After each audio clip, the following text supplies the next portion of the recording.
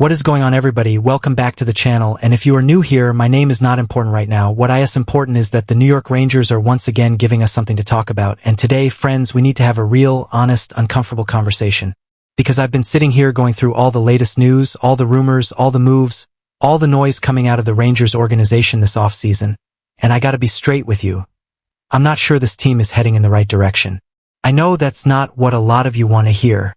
I know some of you are going to come into the comments and say, relax. It's August, the season hasn't started yet, and I hear you, I really do. But sometimes you see the signs early, and right now, there are enough flashing warning lights around this organization that I can't just sit here and pretend everything is fine and dandy. So buckle up, because this is going to be a long one, and I promise you, by the end of this video, you are going to have a much clearer picture of where this franchise actually stands heading into 2026 to 27. Let's start with the elephant in the room, and that elephant's name is the last 2 seasons. After winning the President's Trophy and making it to the Eastern Conference Final during the 2023-24 season, the Rangers have since missed the playoffs each of the past 2 seasons and have been one of the worst teams in the NHL over that span. Let that sink in for a second. This organization went from President's Trophy winners to one of the worst teams in the league in the span of about 18 months. That doesn't just happen by accident. That is the result of decisions, both good and bad, compounding on top of each other. And now we're supposed to believe that a retool, not a rebuild, they keep calling it a retool, is going to fix all of that in one off-season? I've got questions. Serious ones. Now look, I'm not here to be purely negative, and I want to give credit where credit is due. Acquiring a young proven sniper like Pavel Dorofeyev and taking a flyer on 6-time 20-goal scorer Oliver Bjorkstrand on a 1-year deal to bolster the top 6 forward group is a good start. Revamping the second defense pairing with veteran newcomers Marcus Pettersson and Sean Durzi is another vital upgrade. On paper, this roster looks better than it did last season. I'll give Chris Drury that much. He went to work. He made moves. He was aggressive. The New York Rangers did not spend the offseason behaving like a team willing to wait. Chris Drury changed the roster, surrendered valuable draft capital, and placed another bet on a quick return to contention. And that last part, that's where my concern really begins, because this is not a team that can afford to keep gambling and losing. Think about what they gave up to put this roster together. The Rangers traded away 3 first-round draft picks in order to beef up their current roster. 3 first-round picks. Do you understand how significant that is? In a league where the salary cap punishes the rich and rewards patience, you are mortgaging the future of this franchise on a team that, let's be honest, still has enormous question marks. And then you see something like Sportsnet grading this offseason an A, and part of me wonders if people are grading the effort rather than the actual results. Because effort doesn't win you hockey games. Results do. And results for this Rangers team have been catastrophically bad for 2 straight years. Let's talk about the draft capital issue in more detail, because I don't think Rangers fans are fully grasping how damaging this is. When you trade away multiple first-round picks, you are not just giving up future players, you are giving up options.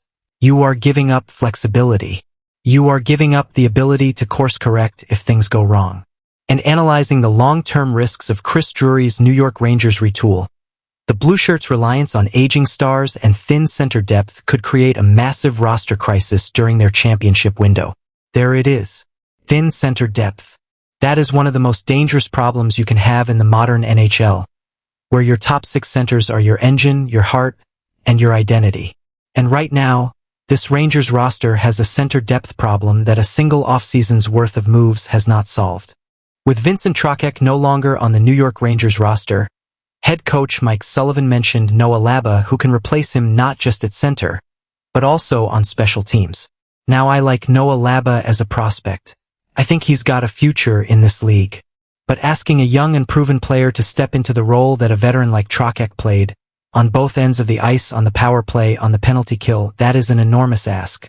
And if Laba struggles early, and young players often do, this team has precious little depth to absorb that. In an interview with NHL.com, New York Rangers head coach Mike Sullivan said it's up to Mika Zibanejad and JT Miller. Great. 2 players who have had their own consistency issues in recent years are your pillars. That's the plan. Speaking of Zibanejad, and I want to be fair here because I know Mika has his fans and rightly so, he's a talented player. If the New York Rangers want to be competitive in 2026 to 27, they need another strong season from Mika Zibanejad. Last season was his best defensive season in the recent stretch. Okay, last season was good. Fine. But here's the uncomfortable truth. Zibanejad has been wildly inconsistent over his Rangers career. He can disappear in big moments. He has gone through long stretches where he looks like a passenger rather than a driver.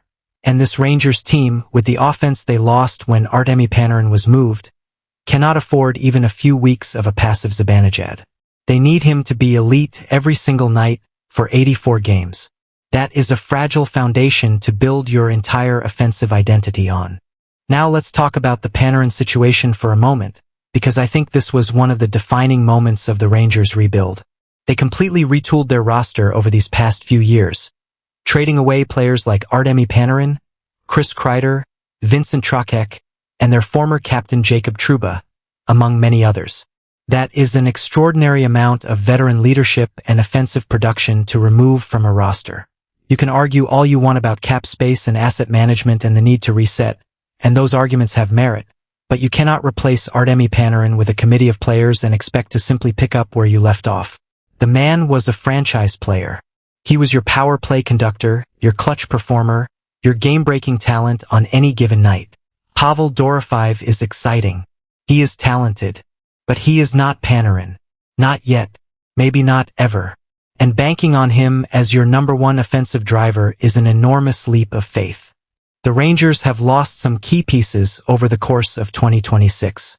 Their retool should see a bump from Dorofeyev, who is receiving a lucrative pay raise from his former contracts that paid below $2 million AAV. New York has made him the second highest earning rostered player for 2026 to 27, behind fellow acquisitions. That's quite a commitment for a player who, while showing real promise, has never carried the load of being a first-line option on a team with genuine playoff expectations. Now that contract, a 7-year, $77 million deal, is going to look absolutely devastating if Dorofeyev doesn't produce at an elite level from day one. This is the kind of deal that haunts franchises.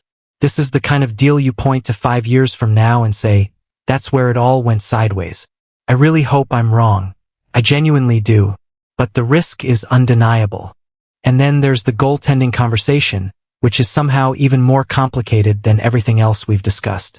Igor Shesterkin remains one of the elite goaltenders in the world, and that is not up for debate. As long as Shesterkin is healthy and performing, this team has a puncher's chance in any game they play. But the backup situation?